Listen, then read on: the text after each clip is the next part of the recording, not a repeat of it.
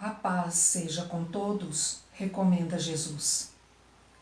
Eis aí uma observação de grande teor de importância quando se trata da nossa própria construção espiritual.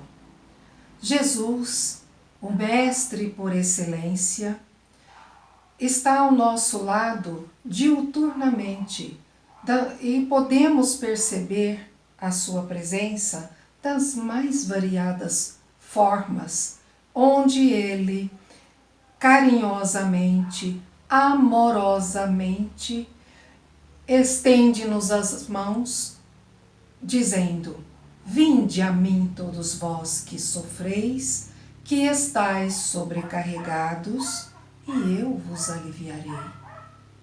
É Jesus convidando-nos a caminhar com Ele. E esse caminhar se dá de uma forma coletiva.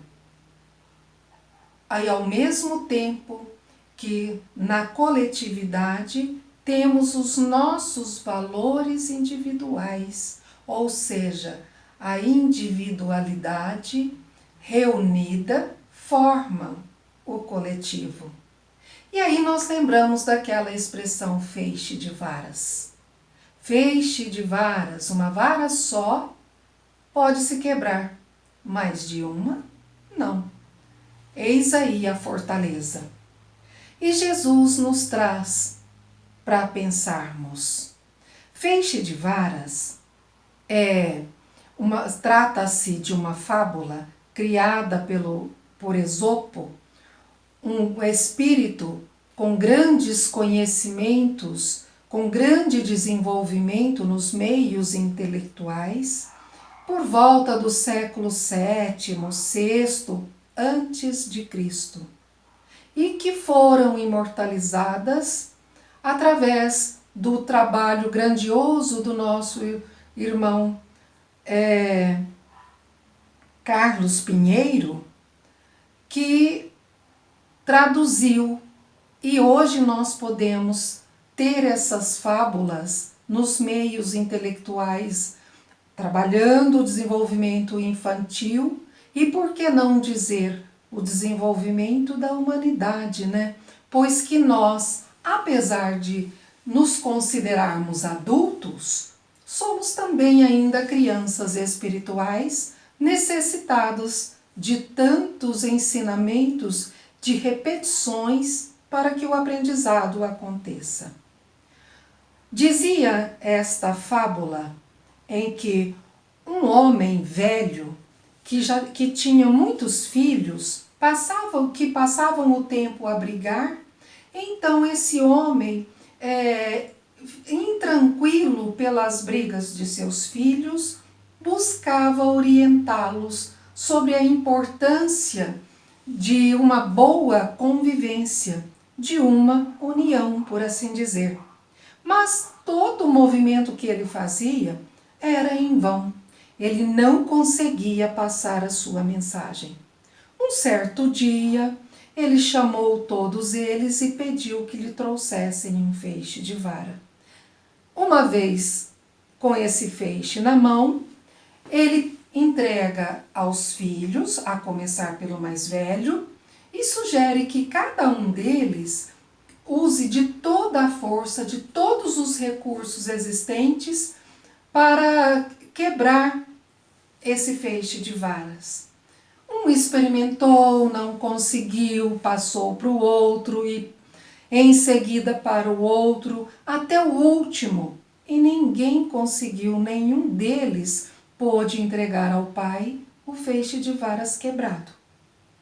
Então esse pai tomou o feixe de varas nas mãos, separou uma a uma e quebrou facilmente todas elas. Claro que separadas, né? E aí ele leva a mensagem a seus filhos. Ó, meus filhos, por aqui podeis ver o valor da unidade. Se mantiverdes unidos com a força da amizade, ninguém vos vencerá. Se vos separardes, estareis perdido. E então essa mensagem, ela fica gravada por todo o tempo, porque onde quer que vamos, nós vamos perceber o que representa essa união, esse grandioso feixe de varas. Desde os primórdios dos tempos, podemos observar, pois que chegam à Terra muitos espíritos de elevado nível qualificado de evolução espiritual, onde Esopo e Carlos Pinheiro nós podemos observar como sendo parte desses espíritos elevados. Apesar de estarem trabalhando no aspecto de intelectualização, mas é um trabalho para o bem da humanidade. Mas nós vamos buscando desde os princípios, né? Quando nós observamos a formação da Terra, se nós buscamos pelos caminhos da ciência, nós temos uma explicação. Buscando através dos conhecimentos da doutrina espírita, das informações que a doutrina espírita nos passa, então nós encontramos no livro A Caminho da Luz, logo no primeiro capítulo, em que se intitula A Gênese Planetária, observações que enriquecem esse nosso estudo, essa nossa busca de compreensão dessa proposta da união. Lá, logo na lição, numa das lições, encontramos uma explicação que Espírito Emmanuel, através da psicografia de Chico Xavier, coloca para todos nós, em que diz que rezam as tradições do mundo espiritual, que na direção de todos os fenômenos do nosso sistema, existe uma comunidade de espíritos puros, eleitos do Supremo Senhor do Universo. E esse Supremo Senhor, como todos sabemos, trata-se de Deus, em cujas mãos se conservam as rédeas diretoras da vida das coletividades planetárias. Quando se fala das coletividades planetárias, naturalmente está falando da população que habita esse grandioso planeta Terra. Ali nós observamos que Deus criou, quer dizer, na sua supremacia absoluta, criou todo o mundo, onde o planeta Terra é parte desse mundo criado por Deus. Mas para administrar, para cuidar do processo evolutivo e de todas as sequências planejadas por Ele, o Pai, Ele não trabalha sozinho. Como nós podemos ver, a observação dessa lição da comunidade dos espíritos puros, ali Deus reúne os seus espíritos já no estágio de perfeição e distribui entre eles a direção de cada planeta, de cada casa, né? Há muitas moradas na casa de meu Pai. Nós vamos encontrar essa lição muito profunda lá no Evangelho segundo o Espiritismo. E então, aí Deus, nós poderíamos entender que formou o seu feixe de varas para que as suas moradas sejam bem cuidadas. Ele cria e distribui o trabalho. E aí, nessa comunidade, quer dizer, de espíritos angélicos, Jesus foi o escolhido como membro dessa comunidade para dirigir, ou melhor dizendo, para governar a Terra. E ele já esteve nas proximidades da Terra, narra lá o Espírito Emmanuel.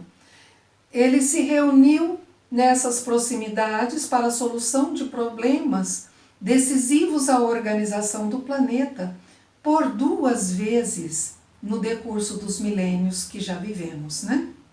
A primeira foi quando a nebulosa se desprendia ou melhor, a Terra, né, o orbe terrestre, se desprendia da nebulosa solar. E a segunda, quando se decidia a vinda do Senhor, a face da Terra, trazendo a nós, a família humana, a lição imortal de seu evangelho de amor e redenção. E aí, quer dizer, para entendermos todo esse movimento, todo esse processo, demos sequência à nossa pesquisa, a essa busca de entendimento, pois que não se consegue compreender ou aceitar aquilo que não compreende. Mas para compreender, é preciso que estudemos, né? Como Jesus nos instrui. Espíritas, amai-vos, eis o primeiro ensinamento. Instruí-vos, eis o segundo. E a instrução se dá através do estudo. Buscando na Bíblia, né, os escritos bíblicos, no Antigo Testamento, nós encontramos em Êxodo os escritos relativos a Moisés, que a doutrina espírita nos esclarece ser a primeira revelação. Quando Moisés, é uma história muito conhecida, muito divulgada, de que Moisés conduz a população hebreia do Egito para a terra prometida. Retira eles do Egito, né? E eram muitas pessoas, era uma verdadeira multidão. E ali se encontravam criaturas ainda muito primitivas, né? Num estágio de evolução muito na infância espiritual, né? E com isso trazia-se muita dificuldade. Haviam os costumes da época, né? Costumes às vezes ainda até um tanto bárbaros, né? E Moisés, não desistia dessa tarefa. Ele considerava ser, então, uma missão para ele, conduzir esse povo à terra prometida.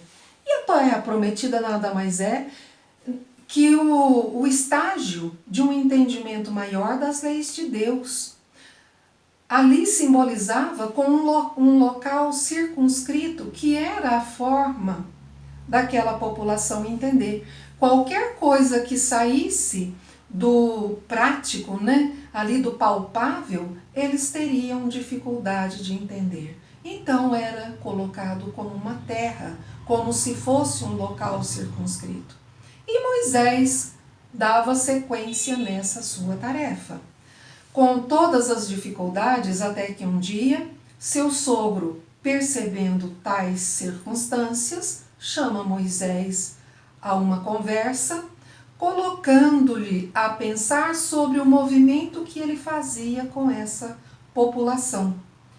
E Moisés então respondeu para ele, quando ele indaga: você vê o que está fazendo com o povo?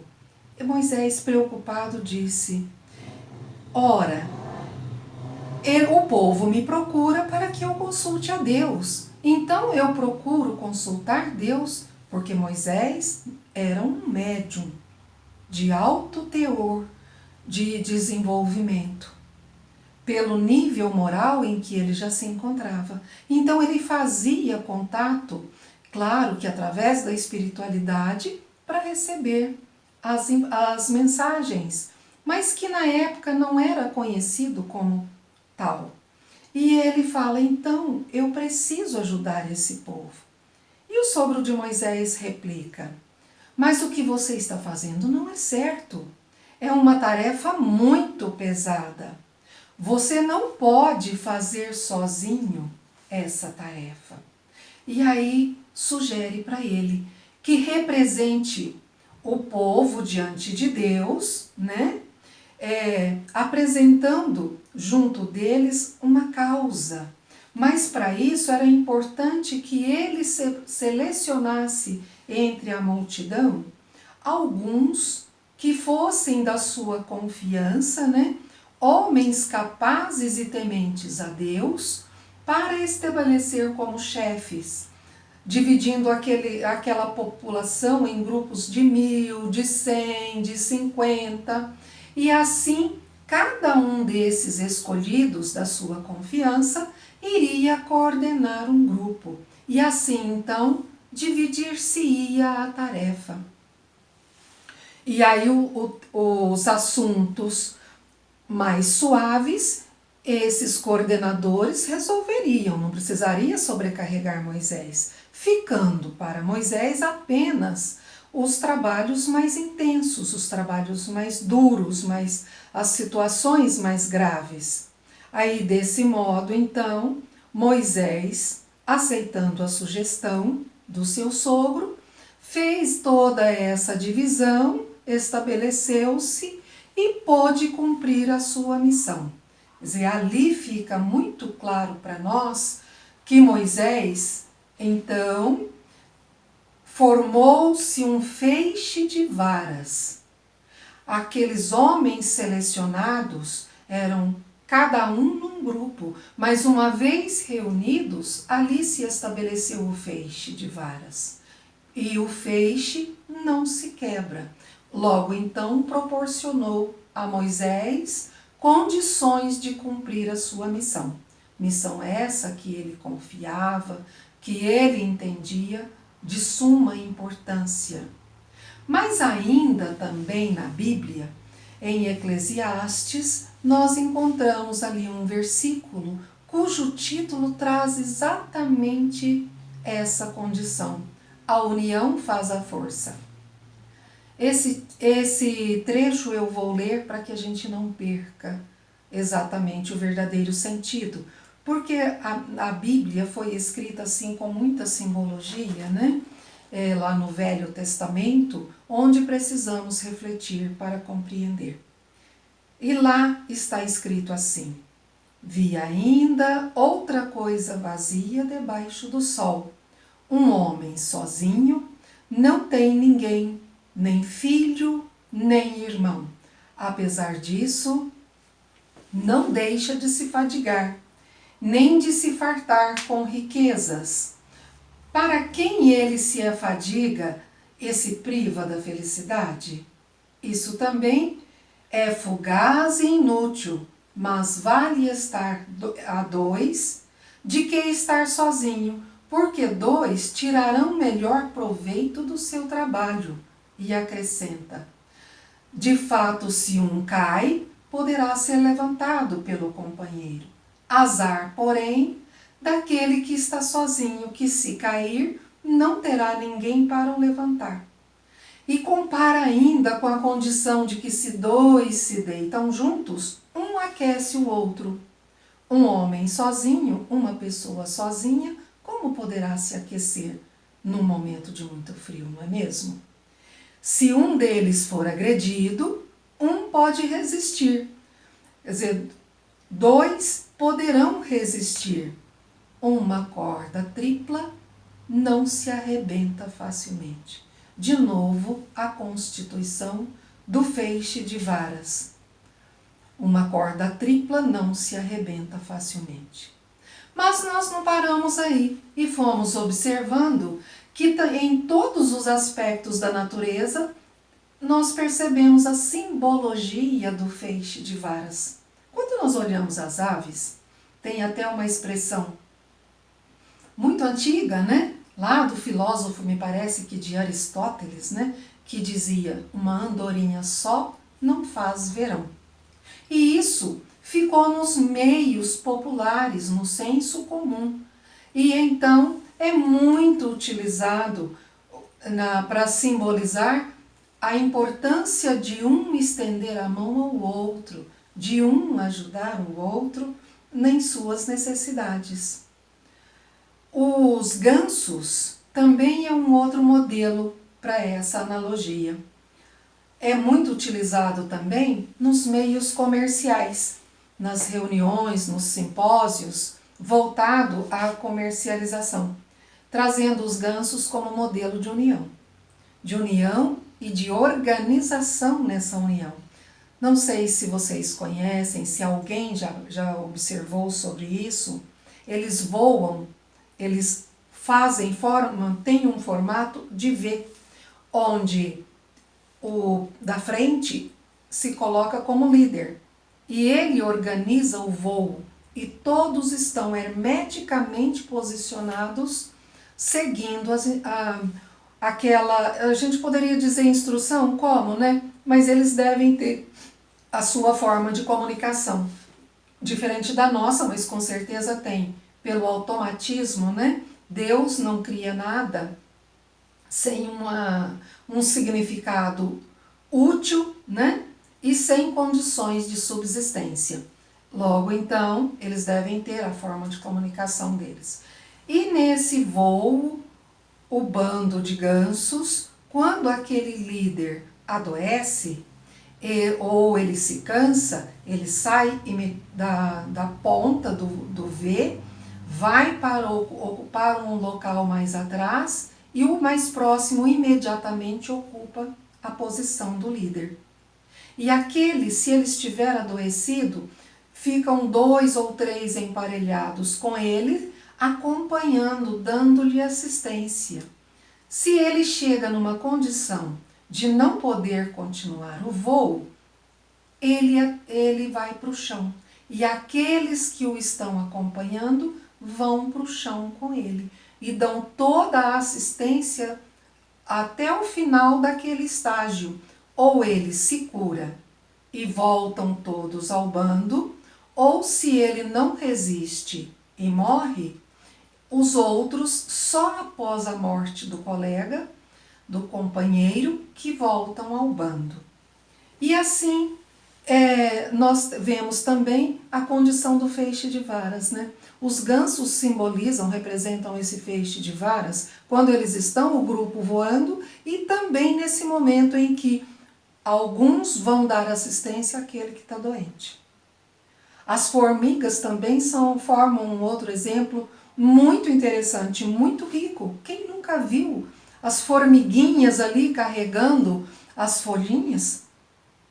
E eu tive a oportunidade, quando criança, eu ficava observando o movimento das formigas no jardim da minha mãe.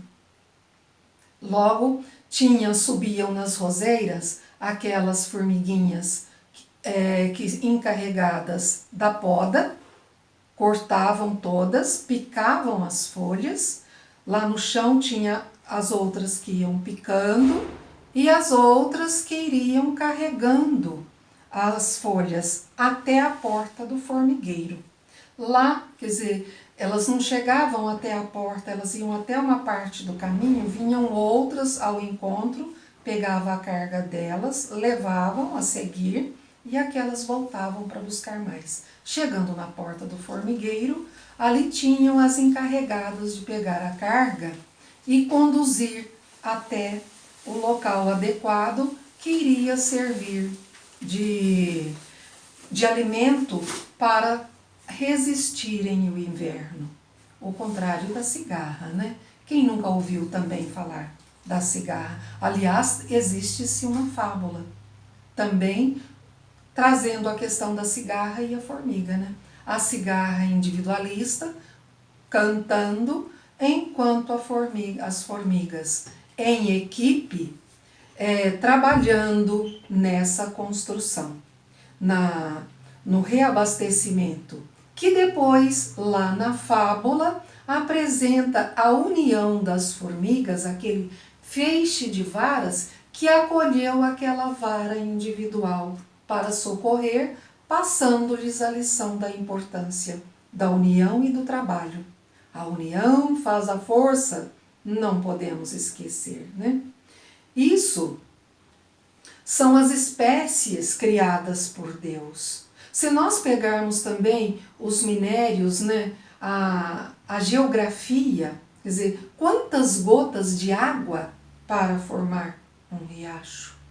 Quantas pedras unidas para se formar uma rocha? E assim por diante.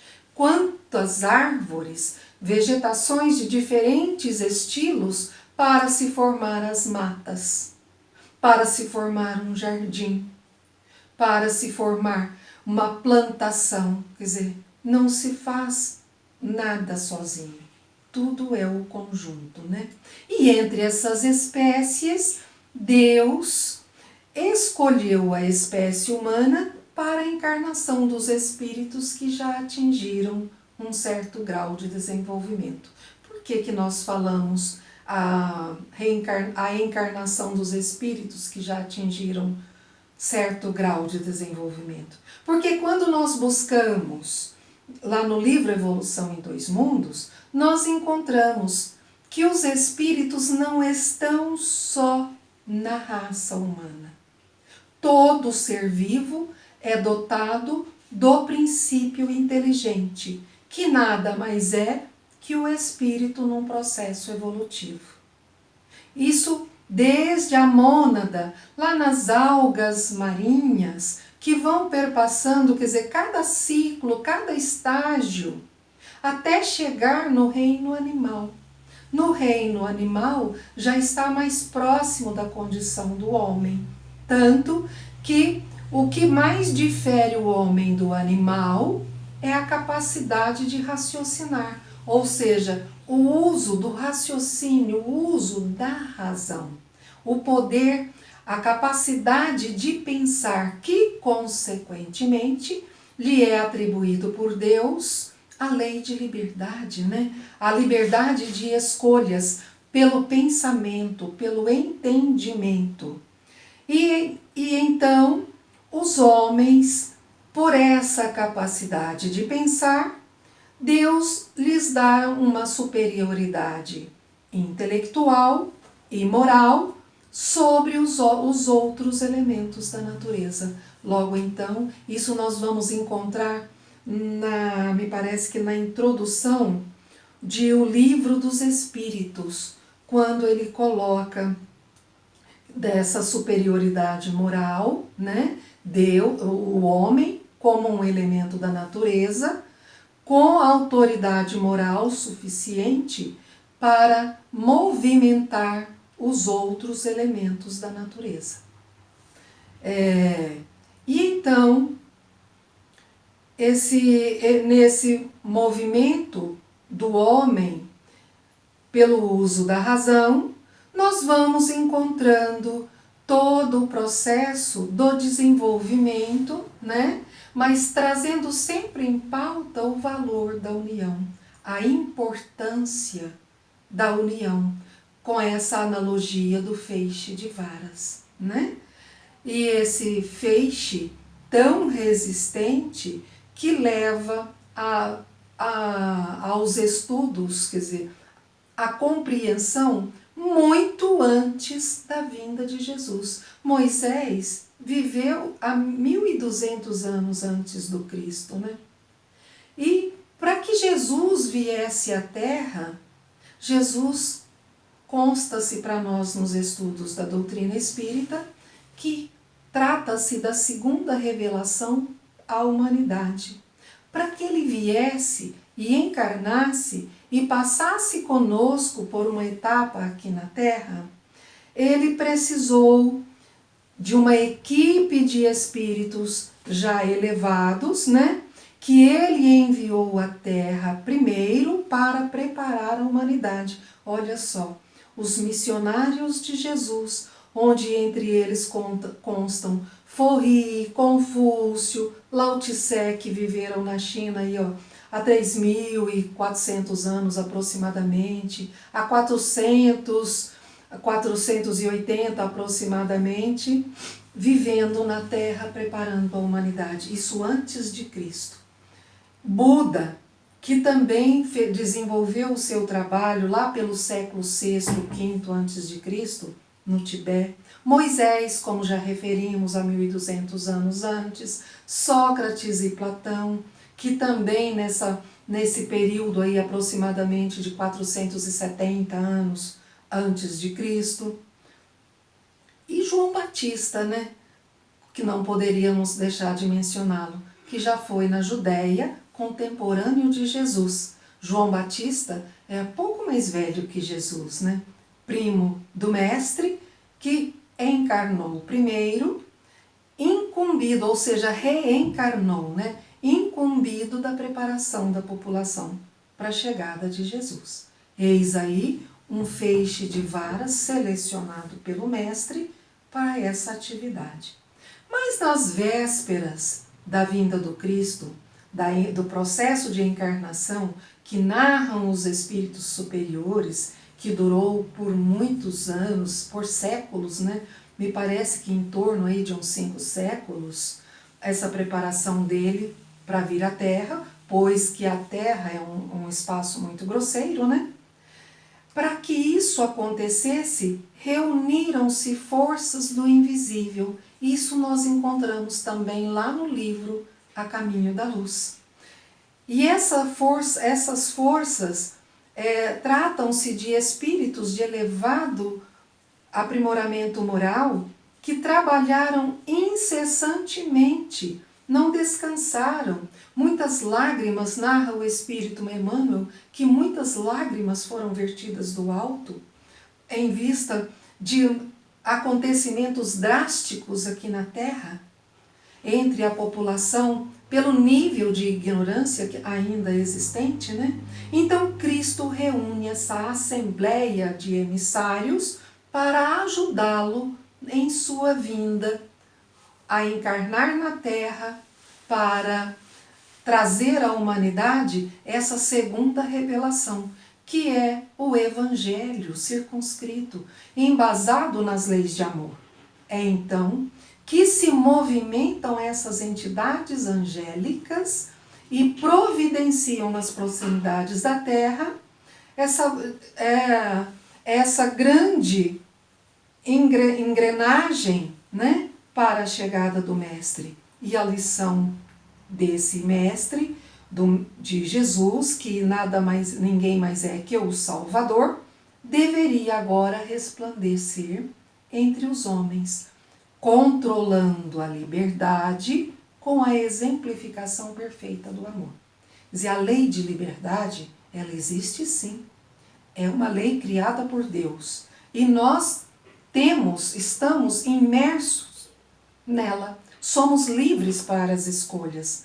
Mas as escolhas estavam acontecendo de forma muito grotescas, muito deliberadas. Então Jesus vem trazer a mensagem pelo amor. E ali ele reúne multidões. É um que soma com o outro, que soma com mais o outro, à medida que vão conhecendo a informação da presença, os grandes feitos que ele proporcionava, né? E ele, para que esse trabalho se desenvolvesse com maestria, ele trouxe para junto dele aqueles 12 apóstolos. Olha aí, mais um feixe de varas, né? Ele selecionou 12 homens para acompanhá-lo. Mas, além de acompanhá-lo, principalmente para aprender esse movimento de evangelização, porque o mestre já sabia que o tempo dele na Terra não seria muito longo. E a doutrina do Cristo, ela não veio só para fazer uma amostragem, ela veio para ficar entre nós, né? E para que ela permanecesse, precisaria sim de homens já devidamente preparados para dar sequência. Logo então, o feixe de varas se formou. E o mestre, desenvolvendo todo esse trabalho, ao longo do tempo, muitos outros foram se achegando. Narra o espírito Amélia Rodrigues, num de seus livros, que me parece que tinha, além dos 12, mais uns 78 homens preparados para desenvolver tal tarefa, né? E assim a doutrina pôde prosseguir. Olha o feixe de varas novamente, né? E seus ensinamentos se perpetuaram ao longo do tempo. Após o seu desencarne, ao seu retorno à pátria espiritual, alguns dos evangelistas, como Marcos, escrevendo nos seus evangelhos, trouxe também a sua analogia em relação à importância da união, que nós vamos entender como aquele feixe de varas da fábula, né? E Marcos diz então: mas havendo-os convocado, dizia-lhes em parábolas: como pode Satanás expulsar Satanás? Pois se um reino estiver dividido contra si mesmo, não poderá durar. E se a casa está dividida contra si mesma, tal casa não pode permanecer.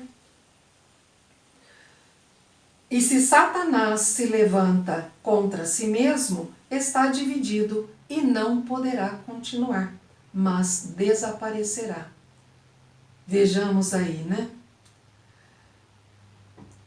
E João também traz a sua colocação, a sua observação nesse mesmo sentido, quando ele diz: o meu mandamento é este, como vos ameis uns aos outros, assim como eu vos ameis. Vós sereis meus amigos se fizerdes o que mando. Já não vos chamarei servos, porque servo não sabe o que faz o seu senhor. Mas tenho-vos chamado amigos, porque tudo quanto ouvi de meu Pai vos tenho feito conhecer. Mas quando vier o Consolador, que eu da parte de meu Pai hei de enviar, aquele Espírito de verdade que procede do Pai, ele testificará de mim. E temos aí o Consolador prometido, a terceira revelação, a doutrina espírita, que ganhou forma também através da grande obra realizada por trabalhadores do Senhor reunidos. Olha de novo o grande feixe de varas, formando a estrutura da terceira revelação, da doutrina dos Espíritos. Ninguém neste mundo poderia ter pretensão de possuir sozinho a verdade absoluta. Se os Espíritos que a revelaram se houvessem manifestado a apenas um homem, nada lhe garantiria a origem, pois seria necessário crer sob as palavras, no que dissesse haver recebido os seus ensinos. Ou seja, se viesse por uma única fonte, todos teríamos que acreditar na informação daquela fonte. Mas Kardec, Allan Kardec, o nosso querido Allan Kardec, Hippolyte Léon Denisard Rivail, dotado de uma moral já um tanto elevada, encarregado de codificar a doutrina, tomou todos os seus cuidados, para que não maculasse, para que ela represente de fato a grandiosidade que Jesus se propôs enviar para todos nós, que é a doutrina espírita, o cristianismo redivivo, o grande consolador, que veio para ficar entre nós até o final dos tempos. Quer dizer, um homem pode ser enganado e pode enganar-se a si mesmo, mas não aconteceria assim quando milhões veem e ouvem a mesma coisa. Isto é uma garantia para que cada um e para todos. Demais, pode fazer-se desaparecer um homem, mas não se faz desaparecer as massas. Podem-se queimar livros, mas não podem se queimar espíritos. E isso ficou uma coisa muito evidente. Nós encontramos isso escrito lá no Evangelho segundo o Espiritismo, na introdução. Moisés, ou melhor, Allan Kardec, teve todo o cuidado de credificar, né, se é que nós podemos usar essa expressão, o caráter da doutrina espírita. Logo, ele trabalhou com um feixe de varas. E esse feixe de varas que Allan Kardec adotou, trata-se de espíritos encarnados com uma elevação moral à altura, espíritos desencarnados que passavam todas as mensagens e a união de vários pontos da Terra, né? Onde trabalhadores do Senhor foram distribuídos para dar garantia à realidade que a doutrina espírita veio nos trazer. Logo, nós poderemos observar que são vários feixes de varas em pontos diferentes, trazendo para nós a construção, ou seja, o formar da grande árvore do Evangelho, a doutrina espírita, né? Que veio e que nos abastece. E nós vamos observar que com esse feixe de varas, quer dizer, nós temos ali o Pentateuco kardeciano, que é composto de o Livro dos Espíritos, em seguida o Livro dos Médiuns, em terceiro o Evangelho segundo o Espiritismo, Céu e Inferno e a Gênese. Isso formou o Pentateuco. Olha, 5 livros, não foi um livro só. 5 livros. E depois, em seguida, outros irmãos nossos do plano espiritual, juntamente com irmãos aqui no plano físico, o trabalho em parceria, de novo o feixe de varas, né? Através desse trabalho abençoado, nós temos hoje uma vasta biblioteca que nos traz informações que precisamos saber, que precisamos conhecer. De novo, aquela orientação do mestre, né? A advertência. Espíritas, amai-vos, eis o primeiro ensinamento. Instruí-vos, eis o segundo. Ninguém vai ao Pai senão por mim. Portanto, faz-se necessário que o estudo aconteça, que internalizemos todos os ensinamentos para que consigamos dar curso à grande obra do Senhor. E isso nós encontramos ainda numa das lições do capítulo 20 do Evangelho segundo o Espiritismo, onde tem um trecho que diz assim: atingiste o tempo do cumprimento das coisas, anunciado para a transformação da humanidade. Felizes serão aqueles que terão dito aos irmãos: irmãos, trabalhemos juntos, unamos os nossos esforços, a fim de que o Senhor encontre a obra pronta à sua chegada. Porque o Senhor lhes dirá: vinde a mim, vós que sois bons, que calastes os vossos ciúmes e as vossas discórdias, para não deixar a obra prejudicada. Olha só, podemos aqui refletir, é uma advertência para nós. Quem somos nós sozinhos? Temos tudo para construir grandes feitos, mas normalmente em equipe. Porque o trabalho unidos nós vamos encontrar numa passagem perigosa, enquanto um está exposto ao perigo, os que estão ao lado estão dando suporte para que ele atravesse. Isso é um movimento da união. E o Dr. Bezerra de Menezes, numa mensagem que ele passa pelo Divaldo Franco, um outro grande trabalhador, uma vara que se reúne a tantas outras para formar o feixe nesse grande trabalho da construção humana, ele nos traz uma mensagem assim: solidários seremos unidos, separados uns dos outros, seremos pontos de vista.